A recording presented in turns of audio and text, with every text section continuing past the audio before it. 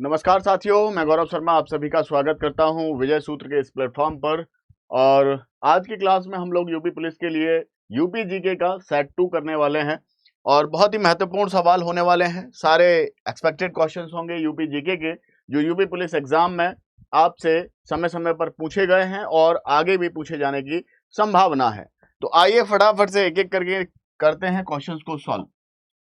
देखो, आपसे पूछा है कि निम्नलिखित में से कौन सा एक उत्तर प्रदेश के तथ्यों के बारे में बेमेल है। ये कह रहा है कि राज्य वृक्ष अशोक है, बिल्कुल ठीक है भाई। राज्य पक्षी सारस है, उत्तर प्रदेश का, बिल्कुल ठीक है। और उत्तर प्रदेश का जो राज्य फूल है वो पलाश का है, याद रखना है आपको। लेकिन जो चौथा ऑप्शन दे रखा है कि राज्य पशु नीलगाय, ये उत्तर प्रदेश का नहीं है भाई। देखो, उत्तर प्रदेश का जो राज्य पशु है, उत्तर प्रदेश का जो राज्य पशु है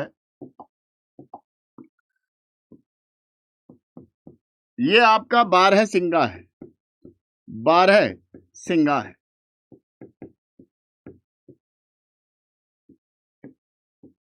स्वैम्प डियर। और जो यहां नीलगाय दे रखा है ना, ये नीलगाय याद रखना, ये दिल्ली का स्टेट एनिमल है, ठीक है ना, स्टेट एनिमल ऑफ दिल्ली। ये दिल्ली का स्टेट एनिमल है नीलगाय, याद रखिएगा। उत्तर प्रदेश का जो राजकीय पशु है वो बारहसिंगा है। ओके, चलो देखो नेक्स्ट क्वेश्चन आपसे क्या कह रहा है। नेक्स्ट क्वेश्चन आपसे क्या कह रहा है, नेक्स्ट कह रहा है कि आपसे निम्नलिखित में से कौन सा शहर यमुना नदी के तट पर स्थित है। यमुना नदी के तट पर कौन सा शहर स्थित है। देखो भाई, यमुना नदी के तट पर स्थित है मथुरा। मथुरा शहर यमुना नदी के तट पर स्थित है। लेकिन यहां पर लखनऊ भी इंपॉर्टेंट है, तो लखनऊ आप याद रखिएगा, लखनऊ गोमती नदी के तट पर है। लखनऊ गोमती नदी के तट पर है। वहीं पर झांसी जब आपसे पूछेगा तो झांसी, क्योंकि ऑप्शन सी में दे रखा है, तो झांसी आपका बेतवा नदी के किनारे है। कौन सा? बेतवा नदी के किनारे है। और वही वाराणसी, तो वाराणसी तो आप सब जानते हैं, तो वाराणसी तो आप सब जानते हैं कौन सी नदी के किनारे है, तो वाराणसी गंगा नदी के किनारे है। वाराणसी गंगा नदी किनारे है, ठीक है। वहीं पर यमुना नदी के किनारे और भी आप याद रखिएगा, आगरा, दिल्ली, आगरा, दिल्ली और प्रयागराज संगम भी।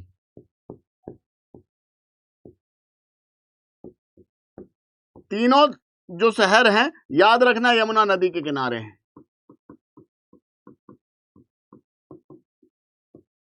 और उधर आपका मथुरा ऑप्शन में है, तो ऑप्शन में मथुरा हो जाएगा सही आंसर। आओ इधर, पूछ रहा है कि उत्तर प्रदेश के किस शहर की सीमा हरियाणा से नहीं लगती है। उत्तर प्रदेश के किस शहर की सीमा हरियाणा से नहीं लगती है। देखो ऑप्शन हो जाएगा डी बुलंदशहर। लेकिन एक काम करते हैं, मैप पे आ जाते हैं, एक बार मैप निकाल लेते हैं।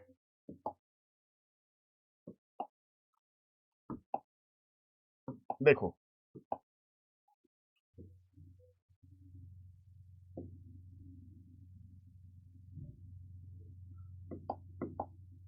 ध्यान देना थोड़ा सा, क्या पूछ रहा है, हरियाणा से नहीं लगती है। किस शहर की सीमा हरियाणा से नहीं लगती। देखो हरियाणा यह है सहारनपुर, मुजफ्फरनगर, बागपत, दिल्ली।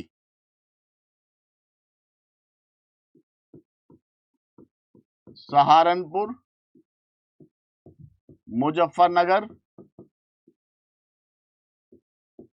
बागपत,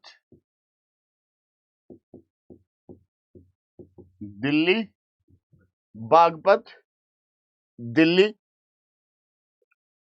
और इधर आओगे तो गौतम बुद्ध नगर और मथुरा, अलीगढ़, अलीगढ़ और मथुरा। कितने हो गए? 5। और एक रह गया ना, गौतम बुद्ध नगर। गौतम बुद्ध नगर 6 राज्यों से 6 जनपदों से लगती है हरियाणा की सीमा। तो देखो इनमें मथुरा आपके पास है, मथुरा, गौतम बुद्ध नगर, सहारनपुर, तीनों ऑप्शन में दे रखे हैं। बुलंदशहर की सीमा हरियाणा से नहीं लगती है। ठीक है, तो ये आप ध्यान रखेंगे, ये आप ध्यान रखेंगे। ठीक है जी, चलो आ जाओ। हरियाणा दिल्ली को कवर करते हुए इधर यहां तक है, मथुरा तक, मथुरा तक है हरियाणा का बॉर्डर। आओ नेक्स्ट। नेक्स्ट क्वेश्चन आपसे कह रहा है कि उत्तर प्रदेश के निम्नलिखित शहरों में से कौन सा गोमती नदी के तट पर स्थित है? कौन सा गोमती नदी के तट पर स्थित है? गोमती नदी के तट पर कौन सा स्थित है? तो याद रखेंगे, गोमती नदी के तट पर है भैया, गोमती नदी के तट पर, यहां याद रखिएगा आप लखनऊ को, यहां याद रखेंगे आप लखनऊ को। मथुरा आपको अभी मैंने बताया था यमुना नदी के किनारे है। मथुरा कौन सी नदी किनारे है? यमुना नदी के किनारे पर है। और आगरा भी आपका कौन सी नदी किनारे है? यमुना नदी किनारे है। और इधर वाराणसी गंगा नदी के किनारे पर है, गंगा नदी के किनारे पर, गंगा नदी के किनारे पर है। ठीक है जी, लेकिन गोमती नदी के तट पर 2 और बड़े इंपॉर्टेंट पेपर में पूछे जाते हैं। एक सुल्तानपुर, आप याद रखिएगा, सुल्तानपुर गोमती नदी के तट पर आप याद रखेंगे। और साथ ही साथ जौनपुर भी गोमती नदी के तट पर स्थित है। गोमती नदी के तट पर स्थित है सुल्तानपुर और जौनपुर। ठीक है, आपके पास ऑप्शन हो जाएगा लखनऊ, गोमती नदी के तट पर। ठीक है, नेक्स्ट आपसे पूछा है कि उत्तर प्रदेश की विधानसभा में कितने सदस्य हैं? उत्तर प्रदेश की विधानसभा में कितने सदस्य हैं?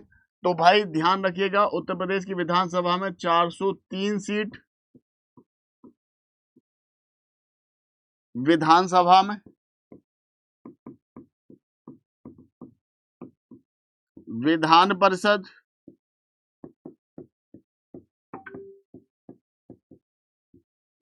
परिषद में याद रखेंगे आप 100 मेंबर। वहीं पर लोकसभा में उत्तर प्रदेश की कुल 80 सीटें हैं। और राज्यसभा में 31 सीट है, 31 सीट है। तो देखो ऑप्शन में क्या है, ऑप्शन में 403 आपको दिया हुआ है। तो आपके पास सही आंसर क्या हो जाएगा? आपके पास सही आंसर हो जाएगा 403। ठीक है, कोई दिक्कत नहीं। नेक्स्ट आपसे पूछ रहा है उत्तर प्रदेश में न्यूनतम क्षेत्रफल वाला जनपद कौन सा है? न्यूनतम क्षेत्रफल वाला जनपद कौन सा है? देखो भाई, न्यूनतम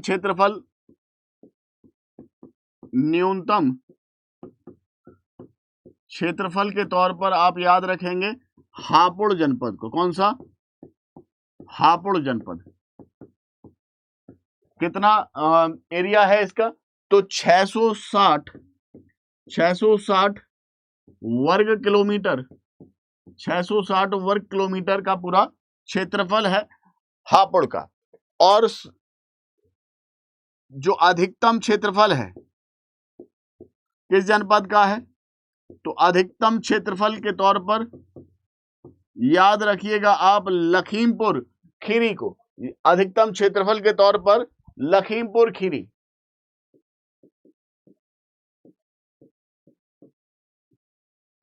लखीमपुर खीरी कितना है? तो 7680 वर्ग किलोमीटर है। 7680 वर्ग किलोमीटर का क्षेत्रफल है अधिकतम लखीमपुर खीरी का। लेकिन आपको ध्यान ये रखना है कि 2011 से पहले हापुड़ जो जनपद है, हापुड़ बनने से पहले 2011 से पहले आप देखोगे तो भदोही हुआ करता था न्यूनतम क्षेत्रफल। भाई हापुड़ से पहले कौन सा था? भदोही था, लेकिन अब कौन सा है? अब है हापुड़। याद रखिए 2011 से पहले।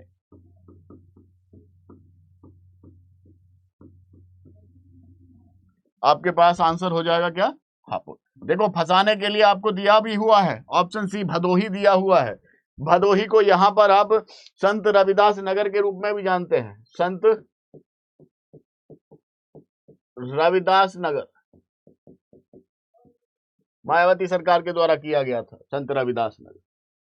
चलो नेक्स्ट, आपसे पूछ रहा है क्या कि उत्तर प्रदेश के भाबर क्षेत्र में किस प्रकार की मृदा पाई जाती है? उत्तर प्रदेश के भाबर क्षेत्र में किस प्रकार की मृदा पाई जाती है? देखो भाई पहले तो भाबर समझ लो, भाबर क्या होता है? भाबर क्या होता है? देखो मैं रफ एक मैप बनाता हूं उत्तर प्रदेश का।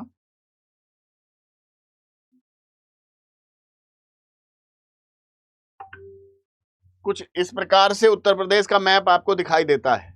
तो जो भाबर क्षेत्र है वो भाबर क्षेत्र बिल्कुल अपर एरिया है, जो कि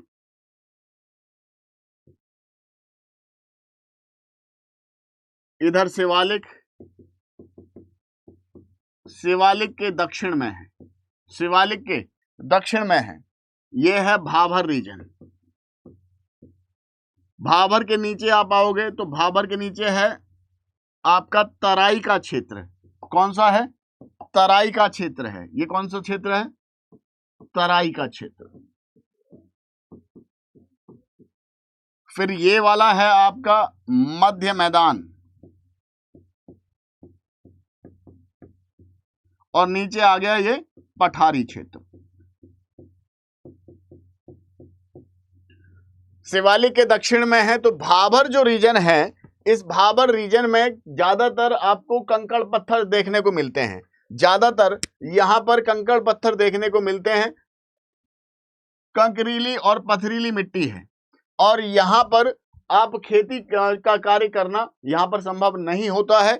इसलिए यहां पर लंबी जड़ों वाले पेड़ पाए जाते हैं, लंबी जड़ों वाले पेड़ पाए जाते हैं। तो ये क्षेत्र आपको सहारनपुर से लेकर के इधर जो है सहारनपुर से लेकर के कुशीनगर की पडरौना तहसील तक आपको देखने को मिलता है। ठीक है, तो ध्यान रखिएगा लंबी जड़ों वाले पेड़ यहां पर पाए जाते हैं। कृषि कार्य उपयुक्त नहीं है, कृषि कार्य के लिए उपयुक्त नहीं है। ठीक है, वहीं जो तराई की मिट्टी है, इस तराई की मिट्टी जो है यहां पर नमी ज्यादा होती है, तो ये गन्ना और धान की फसल के लिए बड़ा उपयुक्त है। गन्ना और धान की फसल के लिए बहुत ही उपयुक्त क्षेत्र है तराई वाला क्षेत्र।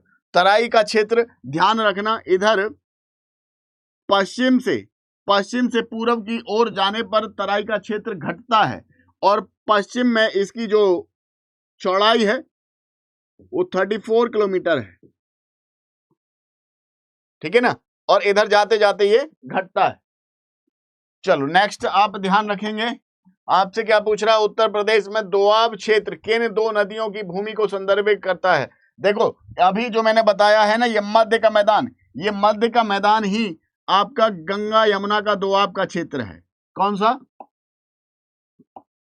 गंगा और यमुना के दोआब का क्षेत्र है।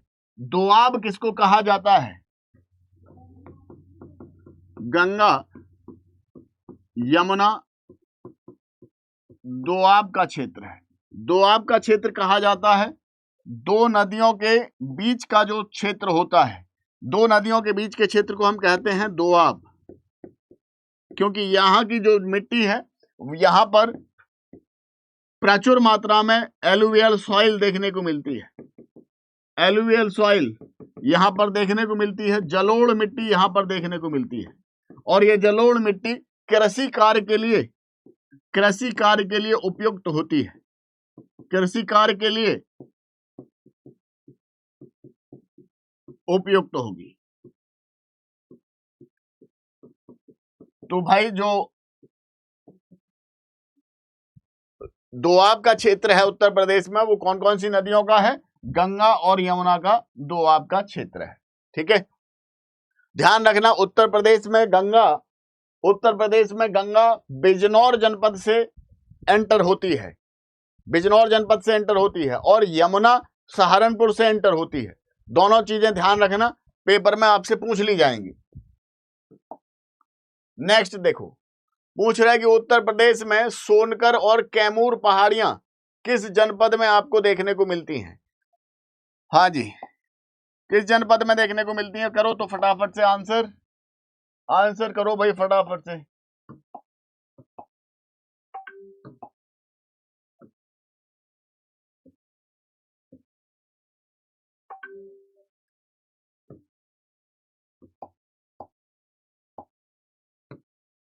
देखो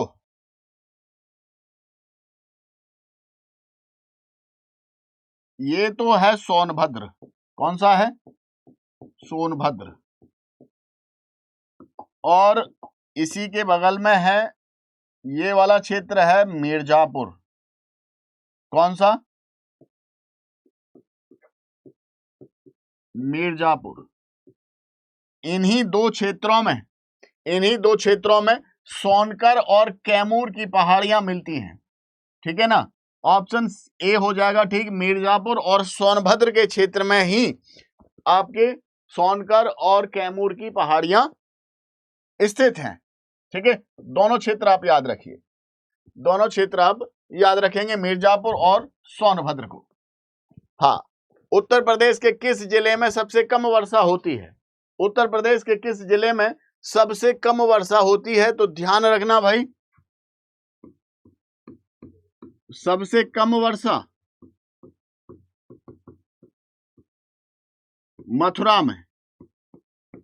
सबसे कम वर्षा कहां पर? मथुरा में, जो रिकॉर्डेड है 54 सेंटीमीटर। और सबसे अधिक वर्षा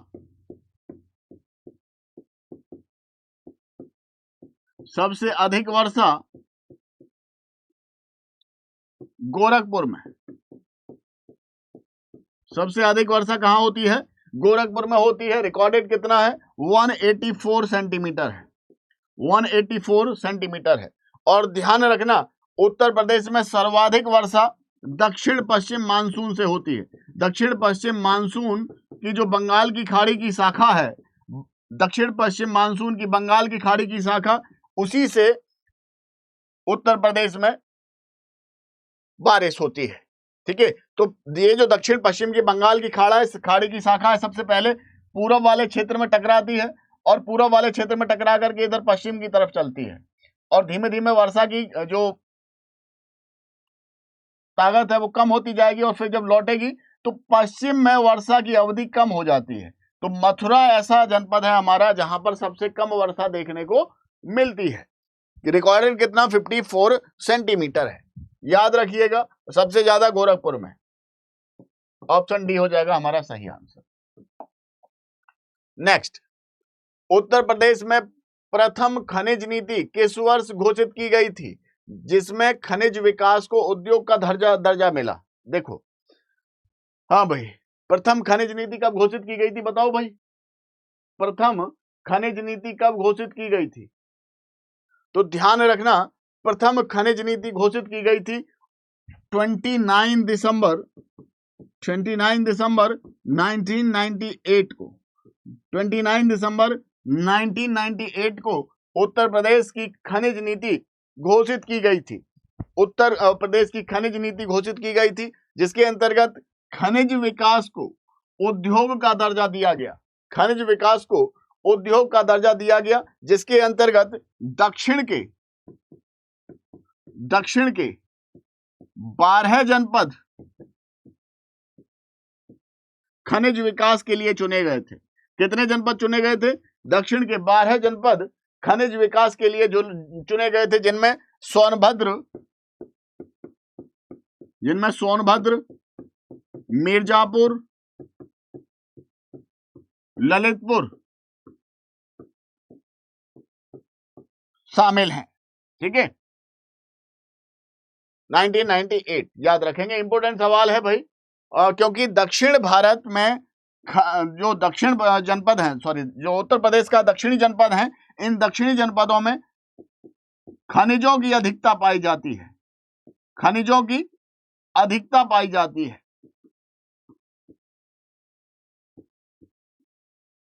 ठीक है, खनिजों की अधिकता पाई जाती है। अभी कई क्वेश्चन खनिजों के आपको आगे मिल जाएंगे, जो पेपर में और भी सवाल जो पूछे जाते हैं वो अभी आपको आगे के क्वेश्चंस में मिल जाएंगे। देखो ये भी खनिज है, एक एंडालुसाइट, एंडालुसाइट एक खनिज है। कहां पर मिलता है, कहां पर मिलता है? तो एंडालुसाइट भाई आपको मिलेगा कहां पर? सोनभद्र में। एंडालुसाइट कहां पर मिलेगा? सोनभद्र में मिलेगा, सोनभद्र। सोनभद्र के दो क्षेत्र हैं, एक का नाम है पुलवार, सोनभद्र के एक तो पुलवार क्षेत्र में आपको एंडालुसाइट देखने को मिलता है, और दूसरा है सलाईडीह।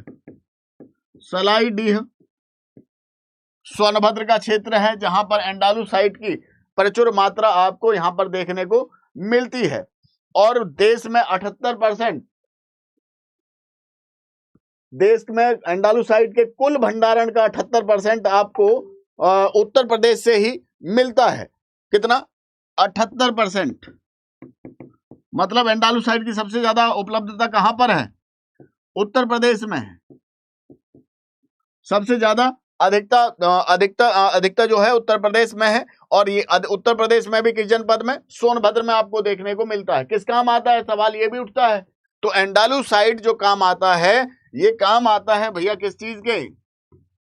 क्योंकि इसमें एंडालुसाइट में एक बात समझिए, जो एंडालुसाइट है खनिज, इसमें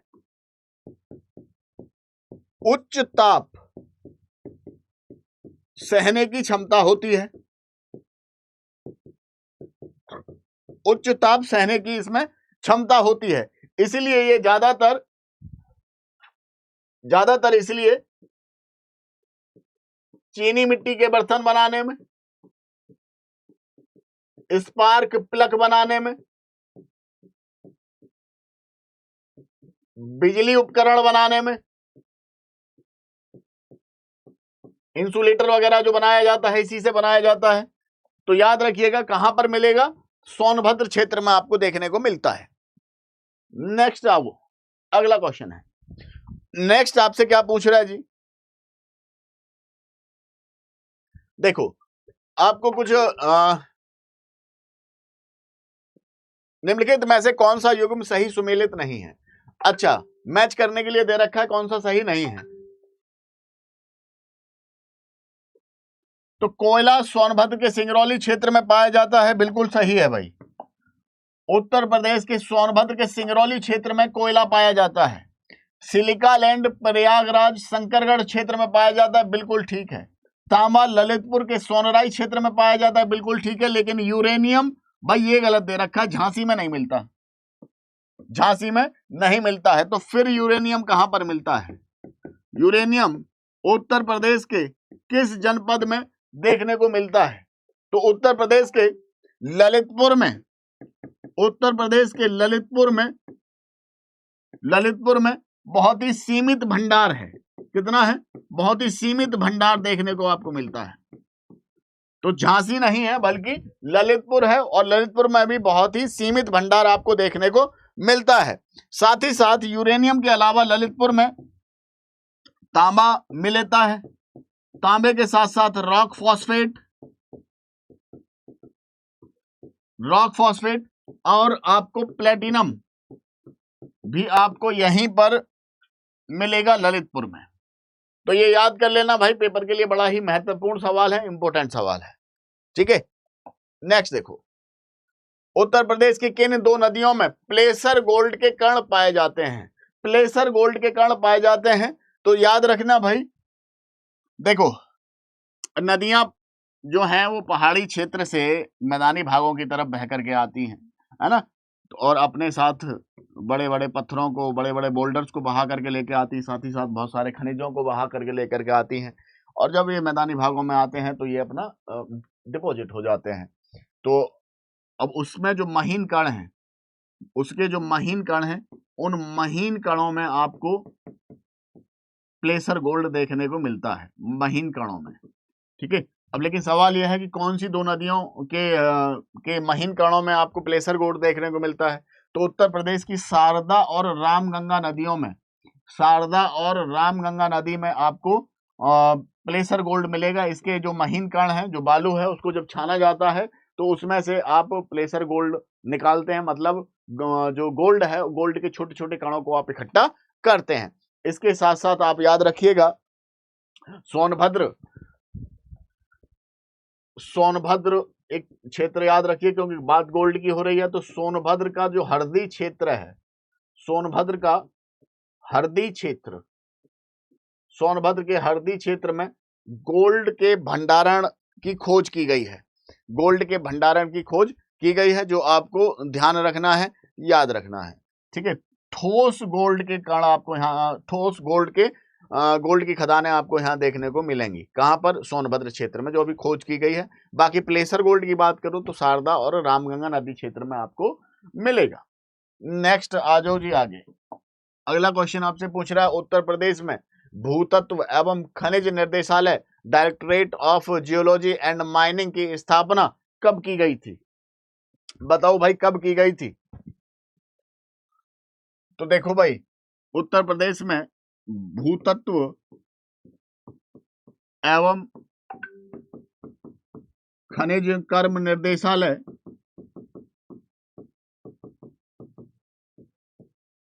की स्थापना 1955 में की गई थी। कब की गई थी? 1955 में की गई थी। कहां पर की गई थी? लखनऊ में की गई थी। कहां पर की गई थी? लखनऊ में की गई थी। ऑप्शन ए हो जाएगा सही, जिसका काम क्या होगा? तो खनिज संपदा की खोज करना, उसको संवर्धन देना और उसका वैज्ञानिक अध्ययन करने के साथ साथ खनिज कार्य को व्यवस्थित करना काम होगा किसका? भूतत्व एवं खनिज कर्म निर्देशालय का। ठीक है, इसके साथ साथ उत्तर प्रदेश खनिज विकास निगम की स्थापना कब हुई? यह भी आपसे पूछा जाएगा। उत्तर प्रदेश के खनिज विकास निगम, उत्तर प्रदेश के खनिज विकास निगम की स्थापना कब की गई थी? तो याद रखना, 1974 में की गई थी। 1974 में की गई थी और पहली खनिज नीति 1998 में घोषित की गई थी। 1998 में, देखो दे रखा है ना यहाँ, 1998 में पहली खनिज नीति घोषित की गई थी, याद रखिएगा। लेकिन भूतत्व एवं खनिज कर्म निर्देशालय 1955। ये सब पेपर के सवाल हैं जो उत्तर प्रदेश पुलिस में लगातार पूछे गए हैं। ठीक है ना, तो अच्छे से इनके प्रैक्टिस कर लीजिएगा और फिर क्वेश्चन पे नजर डालिए। आपसे पूछ रहा है, उत्तर प्रदेश के ललितपुर क्षेत्र में स्थित माता टीला बांध किस नदी पर बनाया गया है? माता टीला बांध किस नदी पर बनाया गया है? तो याद रखना, जो माता टीला बांध है,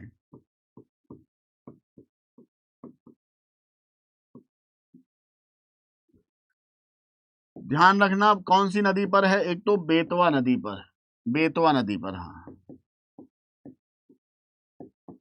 1958 में बनाया गया था। कब बनाया गया था? 1958 में बनाया गया था। किस क्षेत्र में? झांसी, जालौन, हमीरपुर, ललितपुर क्षेत्र में है। ललितपुर क्षेत्र में है माता टीला बांध, और इससे झांसी, जालौन और ललितपुर क्षेत्र को पानी उपलब्ध कराया जाता है। साथ ही साथ ध्यान रखना कि माता टीला जो बांध है, इसी को आप रानी लक्ष्मीबाई बांध के नाम से भी जानते हैं। रानी लक्ष्मीबाई बांध के नाम से भी जानते हैं। इससे दो नदियां निकाली गई हैं। इससे दो नदियां निकाली गई हैं। एक तो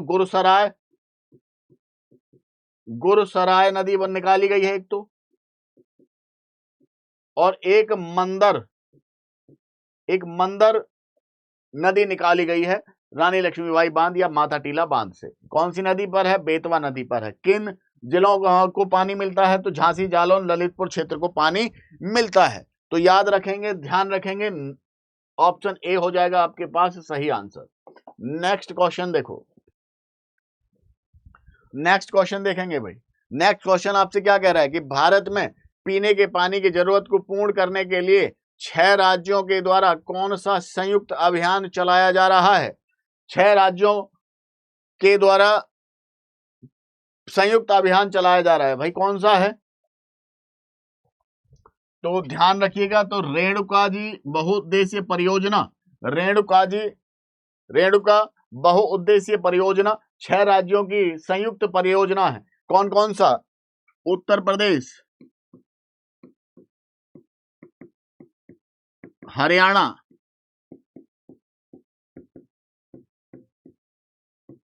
हिमाचल प्रदेश, दिल्ली,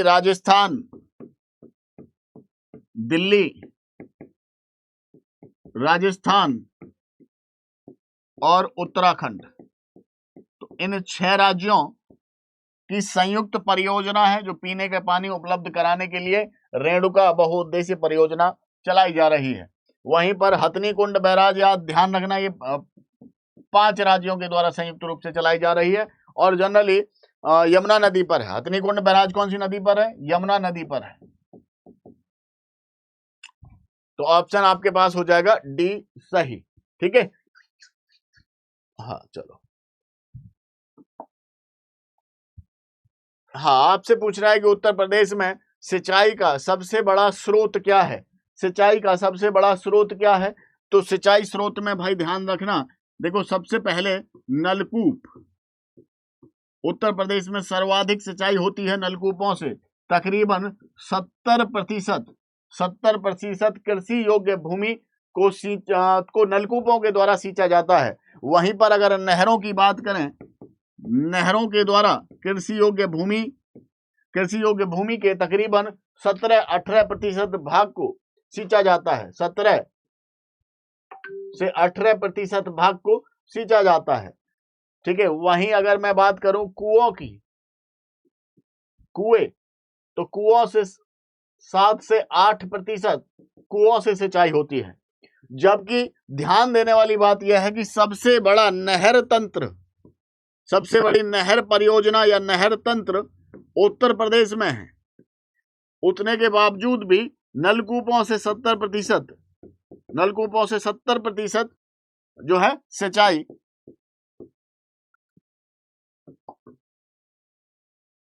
नलकूपों से की जाती है। ठीक है, तो ध्यान रखिएगा, क्योंकि थोड़ा सुगम हो जाता है, लोग अपने से जो है इंडिपेंडेंट हो जाते हैं। नलकूप अपना होगा तो अपने नलकूप से कभी भी जब मर्जी जो है सिंचाई कर सकते हैं। तो लोग अपनी सहूलियत के हिसाब से नलकूप लगाते हैं। हाँ, पूछ रहा है नेक्स्ट क्वेश्चन आपसे क्या पूछा जा रहा है कि उत्तर प्रदेश की कृषि अर्थव्यवस्था में किस नगदी फसल का महत्वपूर्ण योगदान है? किस नगदी फसल का महत्वपूर्ण योगदान है? देखो भाई, उत्तर प्रदेश की अर्थव्यवस्था में सबसे ज्यादा जो महत्वपूर्ण योगदान है नगदी फसल के रूप में, वो गन्ना का है। गन्ना का है। कौन सा है? गन्ना का। उत्तर प्रदेश में सबसे ज्यादा, उत्तर प्रदेश में सर्वाधिक गन्ना उगाया जाता है। चीनी का कटोरा कहा जाता है इसको, है ना, चीनी का कटोरा कहा जाता है। और खासकर जो पश्चिमी जनपद हैं हमारे उत्तर प्रदेश के, इन पश्चिमी जनपदों में सर्वाधिक गन्ने की फसल उगाई जाती है। सबसे ज्यादा गन्ने की फसल उगाई जाती है भाई मुजफ्फरनगर, सहारनपुर, मेरठ, बिजनौर, इन क्षेत्रों में सर्वाधिक गन्ना उगाया जाता है ना। तो ध्यान रखिएगा, नगदी फसल है। नेक्स्ट आओ, क्या पूछा जा रहा है जी? वर्षा और मिट्टी के प्रकार के आधार पर उत्तर प्रदेश में कितनी कृषि जलवायु क्षेत्र हैं? अच्छा, वर्षा और मिट्टी के प्रकार के आधार पर उत्तर प्रदेश में कुल कितने जलवायु प्रदेश हैं? तो ध्यान रखना भाई, उत्तर प्रदेश में कुल 9 कृषि जलवायु प्रदेश हैं। देखो कुल कितने हैं? 9। कृषि जलवायु प्रदेश है। कहो तो 9 के 9 लिख दिए जाए है। तो चलो सबसे पहले भाबर एवं तराई का क्षेत्र, भाबर एवं तराई का क्षेत्र। उसके बाद है पश्चिमी मैदान, पश्चिमी मैदान। नेक्स्ट मध्य पश्चिमी मैदान, मध्य पश्चिमी मैदान। फोर्थ आप देखेंगे दक्षिण पश्चिम अर्ध शुष्क मैदान, दक्षिण पश्चिम अर्ध शुष्क मैदान। उसके बाद मध्य मैदान, बुंदेलखंड क्षेत्र, बुंदेलखंड, बुंदेलखंड का क्षेत्र। फिर है आपका उत्तर पूर्वी मैदान और पूर्वी मैदान। कितने हो गए? 1 2 3 4 5 6 7 8। उत्तर पूर्वी मैदान, बुंदेलखंड, मध्य मैदान। ठीक है, चलो तो टोटल आप याद रखिएगा कितने हैं? 9। टोटल कितने हैं? 9।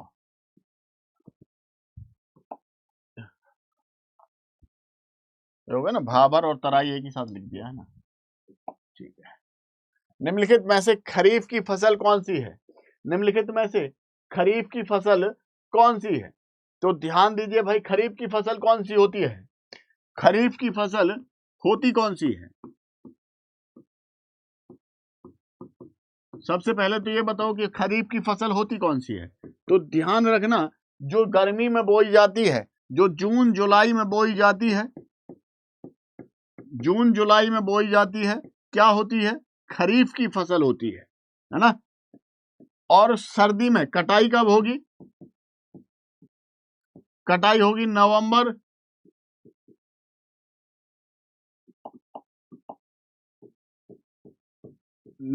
के आसपास, नवंबर दिसंबर के आसपास कटाई हो जाएगी, अक्टूबर नवंबर में, है ना। उसको बोलते हैं खरीफ की फसल। और इसमें धान, आप ध्यान रखिएगा, धान जो है गर्मी में बोया जाता है और सर्दी में इसकी कटाई होती है। रबी की फसल की बात करो, रबी की फसल सर्दी में बोई जाती है। बोई कब जाती है? सितंबर अक्टूबर में बोई जाती है, सितंबर अक्टूबर में बोई जाती है। और काटी कब जाएगी? तो मार्च अप्रैल में काटी जाती है। इसमें अगर गेहूं की बात करो तो गेहूं की फसल कौन सी हो जाएगी? तो रबी की फसल हो जाएगी गेहूं की फसल। ठीक है, चलो ध्यान रखना, रबी की फसल और खरीफ की फसल कब बोई जाती है, कब काटी जाती है। पेपर में ये भी पूछा जाता है, महीने पूछ लिए जाते हैं, किस महीने में बोई जाती है, किस महीने में कटाई होती है। नेक्स्ट क्वेश्चन देखो, नेक्स्ट क्वेश्चन आपसे पूछ रहा है, क्या पूछा जा रहा है जी? आपसे पूछा जा रहा है कि उत्तर प्रदेश में नींबू प्रधानतः कहां उगाया जाता है? उत्तर प्रदेश में नींबू प्रधानतः कहां उगाया जाता है? तो नींबू के लिए याद रखना भाई, नींबू और साथ ही साथ संतरा, नींबू और संतरा के लिए याद रखिएगा मेरठ, सहारनपुर, मेरठ और सहारनपुर के क्षेत्र को देखिए, पश्चिमी उत्तर प्रदेश के क्षेत्र में देख लीजिएगा, मेजरली आपको मेरठ और सहारनपुर में ये मिलेगा। ठीक है, ऑप्शन ए हो जाएगा सही। लेकिन इसके अलावा और ध्यान रखना, आंवला अगर आपसे पूछ लिया जाए, और अक्सर पूछा जाता है, आंवला, आंवला आपको कहां मिलेगा? तो उत्तर प्रदेश के किस जनपद में आंवला आपको देखने को मिलता है? उत्तर प्रदेश का आंवला प्रतापगढ़ में देखने को मिलेगा। कहां पर? प्रतापगढ़ में सबसे ज्यादा उत्पादन होता है, प्रतापगढ़ में सबसे ज्यादा उत्पादन होता है। भारत में सबसे ज्यादा उत्पादन यही होता है आंवला। अमरूद की बात करो तो प्रयागराज, इलाहाबाद,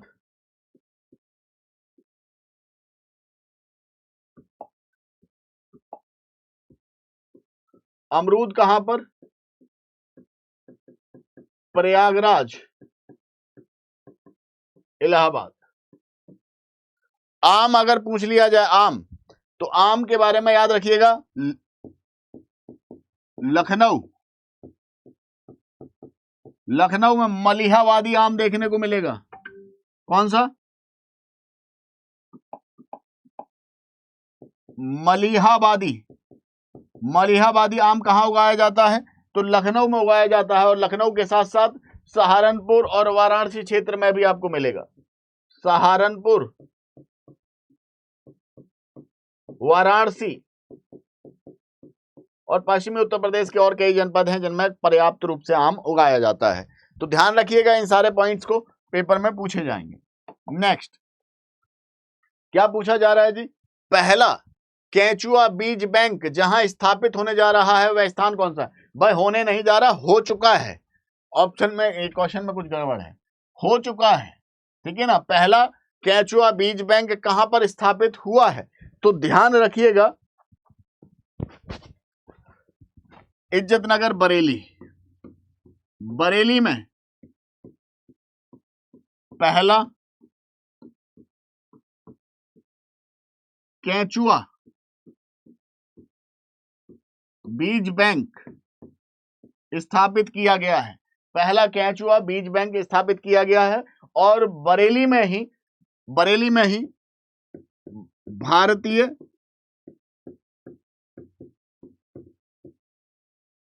भारतीय पशु चिकित्सा अनुसंधान संस्थान है। पशु चिकित्सा,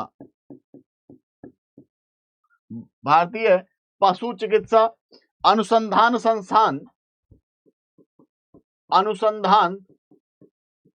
संस्थान कहां पर है? तो भाई ये भी आपका कहां पर है? बरेली में है, इज्जतनगर बरेली में है, इज्जतनगर बरेली में है। और यहीं पर जैविक खेती को बढ़ावा देने के लिए और मिट्टी की में उर्वरता को बढ़ावा देने के लिए केंचुआ बीज बैंक की स्थापना की गई है बरेली में। तो ऑप्शन हो जाएगा आपके पास ए बिल्कुल सही, ऑप्शन ए हो जाएगा आपके पास बिल्कुल सही। नेक्स्ट क्वेश्चन देखो, नेक्स्ट क्वेश्चन आपसे पूछ रहा है, देश की कुल कृषि योग्य भूमि का कितना प्रतिशत उत्तर प्रदेश में स्थित है? देश में कुल कृषि भूमि का कितना प्रतिशत उत्तर प्रदेश में है? देखो भाई, कुल देश की कुल कृषि योग्य भूमि का 15% उत्तर प्रदेश में है। उत्तर प्रदेश में कितना है? 15% है। और लगभग 59% कुल कार्यशील जनसंख्या का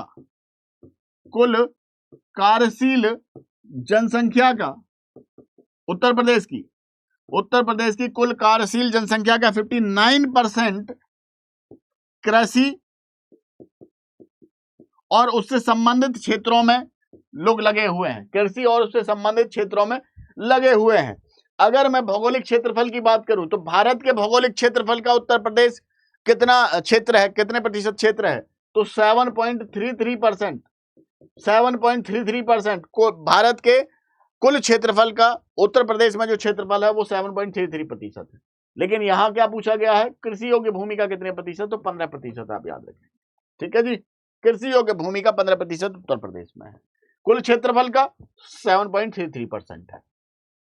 चलो, तो भाई आज के क्वेश्चंस की जो श्रृंखला थी, आज के क्वेश्चंस की श्रृंखला यहीं पर स्थगित करते हैं, और मुझे उम्मीद है आपको समझ में आया होगा, मजा आया होगा। सारे महत्वपूर्ण सवाल हैं जो यूपी पुलिस एग्जाम में आपसे पूछे जाएंगे, तो बड़े ही इत्मीनान से वीडियो को पॉज करके एक बढ़िया सा नोट्स बनाओ, रिपीट कर लो, इनको याद कर लो बढ़िया से, क्योंकि पेपर में यही सवाल आपको मिलने वाले हैं। तो चलिए आज के लिए थैंक यू सो मच। जय हिंद, जय भारत।